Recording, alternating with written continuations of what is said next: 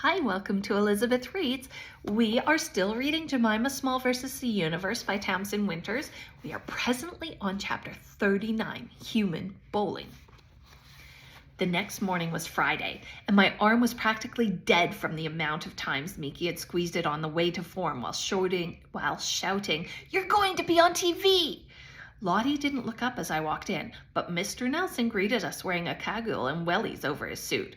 "Good morning, Aiden. Here's your last visual reminder about some of the essentials you need to bring on the camping trip on Monday.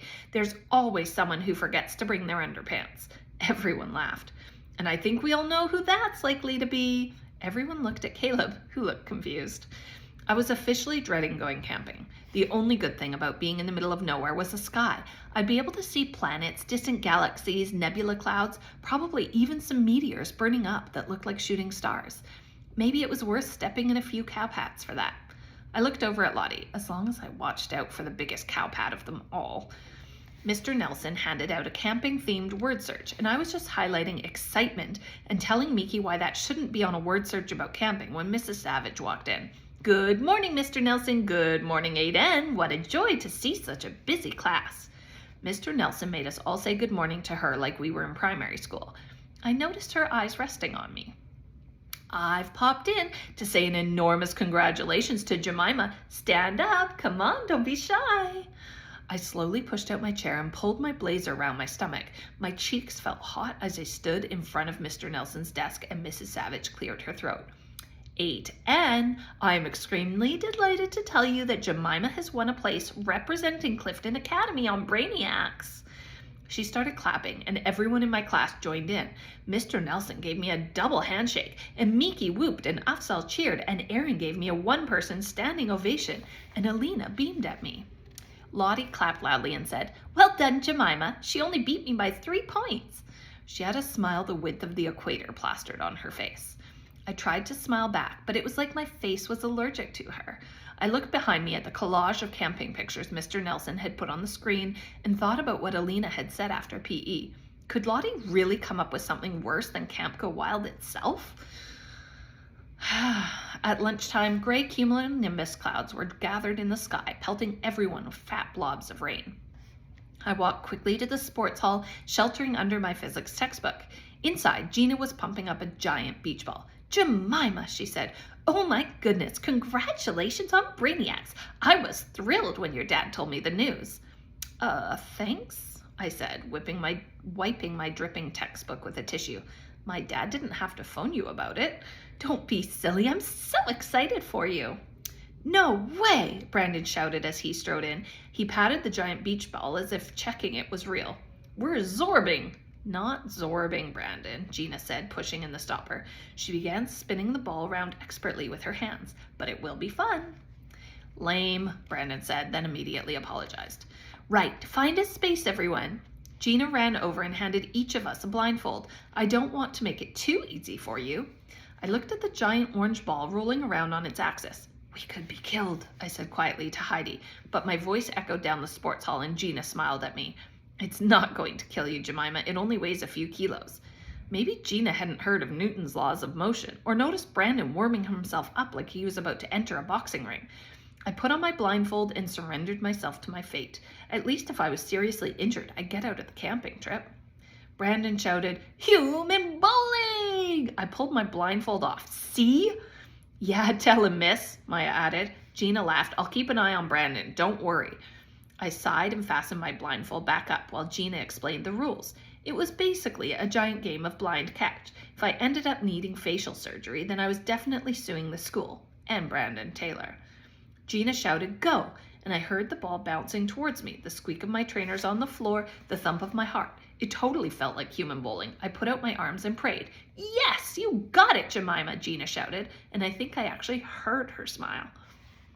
The games Gina made us play that lunchtime were definitely illegal, but after 20 minutes, my stomach muscles were hurting from laughing so much. Afterwards, we sat in a circle and Gina pulled some ice lollies out of a cool box. "A little treat for you all, homemade ice lollies. I thought you might need cooling down." We all looked at each other. It wasn't telepathy, but I knew we were all thinking the same thing. The sports hall filled with our laughter. "What?" Gina said. "What's so funny?" "Don't tell me," Nate said. "Avocado flavor." No, Maya laughed. Sweet potato. Gina put her hands on her hips. Oh, I see. Very funny. I know, Brandon shouted. Ming bean and wetgrass. Gina laughed. It's mung bean, Brandon, and wheatgrass. And no. Cashew nuts? Heidi asked. Cauliflower, Harry shouted. Gina laughed and shook her head. You are all very funny, but I really don't think you'll guess this one. Jemima? I looked at the lolly slowly defrosting in her hands. Dragon fruit? Gina's mouth dropped open. She's right. She pulled a dragon fruit out of her handbag. They're dragon fruit and lime. I brought one in to show you. Amazing, Jemima. How did you know that? I shrugged. You always put weird things in stuff. Gina laughed, and everyone stared at me like they thought I was a genius. Or a brainiac, but it wasn't that. I'd seen the dragon fruit poking out of Gina's handbag when I walked in. We ate the lollies while Gina told us about the nutritional value of dragon fruit and lime. She was a walking Wikipedia for fruit. Now, Harry, Heidi, Jemima, here's my exciting news. I've been asked to go on the Year 8 camping trip. She smiled hard enough to emit a Wi-Fi signal. Isn't that brilliant? Great, I said, and I hoped Gina couldn't tell I was lying. Gina Grantley Bond at Camp Go Wild was the last thing in the world I wanted. Maybe you think I didn't like Gina, that I didn't want to see her gigantic 70% smile when I was negotiating a field of guy ropes and cowpats, or that I didn't want to hear about the nutritional value of a roasted marshmallow. But it wasn't that. At Camp Go Wild, I'd be doing abseiling, rock climbing, running, and loads of other outdoor sports. I just didn't want Gina to see me fail at everything. That weekend, I barely took my head out of a book. I made revision cards and mind maps, wrote lists, and covered all the possible quiz topics given in my official Brainiacs invitation letter. Anytime I took a study break, I spent it begging Dad not to make me go camping, but even qualifying for Brainiacs doesn't get you taken seriously in my family. On Sunday night, Dad came into my room holding a brown rucksack. It had badges sewn on the pocket saying, "Camping is intense," and "Life's short, camp naked." I found this in one of the boxes we cleared out of the garage, he said. Perfect or what?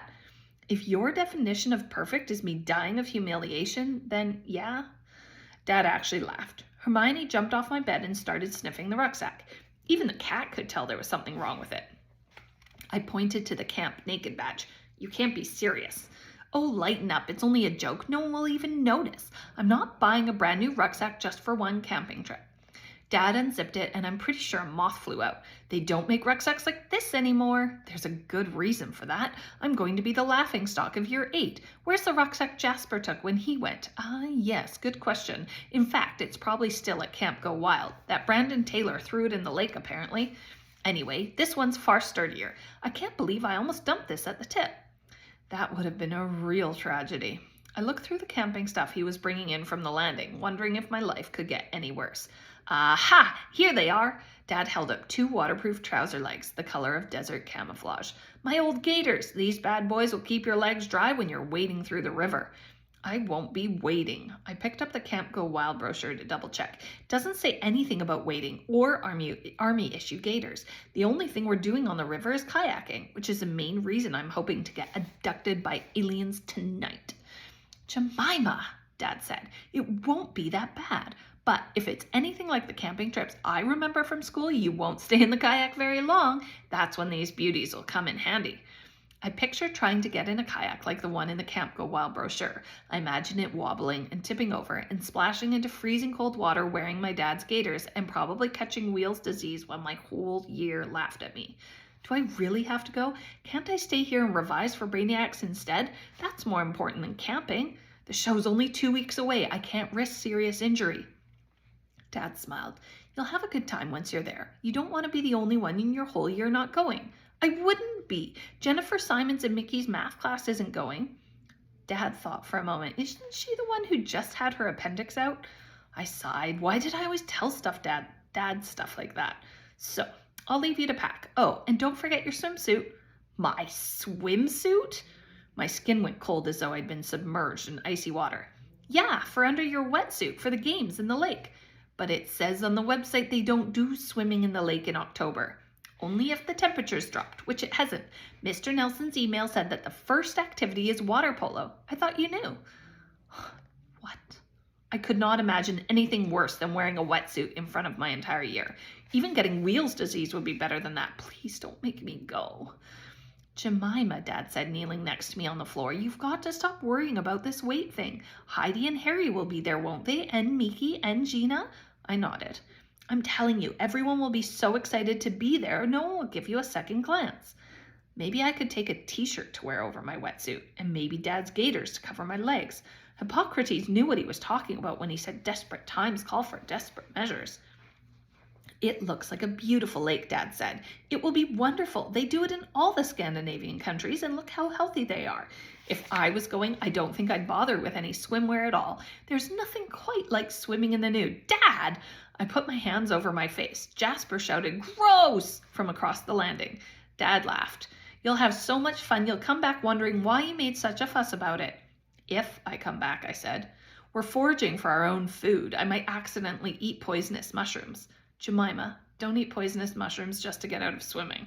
You don't want to be in a tent with severe vomiting and diarrhea, do you? How embarrassing would that be? Dad was right. I could fall down a ravine. Don't fall down a ravine, at least not without a rope attached. You wouldn't fit down a ravine, Jasper shouted. Dad paced across the landing and put his head into Jasper's bedroom. Stop it, Jasper. Maybe I should tell her about how you were so scared of the dark you had to sleep in the teacher's lodge. Now, see if Luna needs some help with dinner, will you? She said something about nettle soup earlier. Check she wasn't serious. Dad, there are many health benefits to eating nettles, I said, including lowering stress levels. Is that right? Yeah, so you should probably have seconds. Dad tutted. Ask Miki if he wants a lift in the morning, he said, and went downstairs. I put the gaiters over my leggings and looked in the mirror. They looked absurd. I took a photo and sent it to Miki. He replied, what are they? I replied, I literally don't know. My dad's. Like massive waterproof socks. Want to lift to school tomorrow? Miki replied, okay, what time? I picked up the camping letter and then typed, oh, the coach leaves at 6 a.m. Miki replied, no! I tipped out the contents of the rucksack to see what else Dad had packed. There was a torch with spare batteries, knitted jumpers, one of those silver blankets in case you get hypothermia, which sounded pretty likely, a small packet that said emergency poncho. The rain would have to be at monsoon level for me to consider wearing that in front of people. Dad had thought of everything. A first aid kit, bobble hat, baby wipes, a flare. We were camping in the middle of nowhere, I suppose, and it might be needed to scare away wild animals. I stuffed it back in. There was travel Scrabble, a pack of cards, energy bars. I pulled out a pink box. It looked brand new. Maybe Dad had bought me a special present for the trip. I opened it. Chic and wee, the perfect device for urinating outdoors. I had one thought. Just kill me now. That's the end of chapter 39. Make sure to subscribe and you'll see when I put on chapter 40. Bye-bye.